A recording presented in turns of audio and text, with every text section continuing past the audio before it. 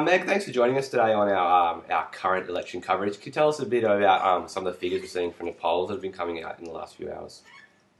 Okay, so what we've seen in the polls in the last couple of hours is that the New South Wales public have been very, very disappointed with Labor over the last 16 years. What we've seen is that there is around 64 to 65% of people who have voted that they are most or extremely disappointed in the current Labor government, which is kind of an early indication the way that a lot of people have voted today. These indications are coming in from a poll that was only started today. So from early predictions, we can only understand from these kind of polls that you're definitely going to see a bit of a landslide with Liberal. In terms of that, at the moment, there is a swing against Labor at around 21%.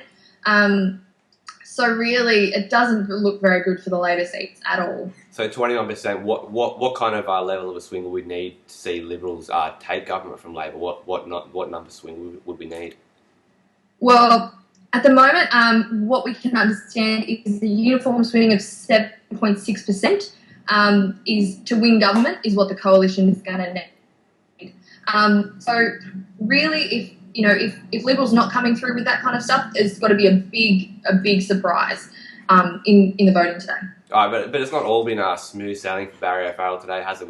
He had a bit of a problem this morning, didn't he?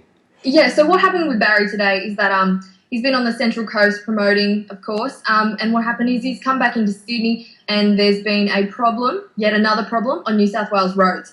So a truck is overturned and it's apparently 45 tonnes of concrete has been poured onto the Central Coast Highway. And so what happens from that is that he's actually had to catch New South Wales public transport back into the city of Sydney. So he's, of course, today said a lot of things about transport, said a lot of things about Labor transport, and also said a lot of things about what he hopes to do with transport should he become the next New South Wales Premier.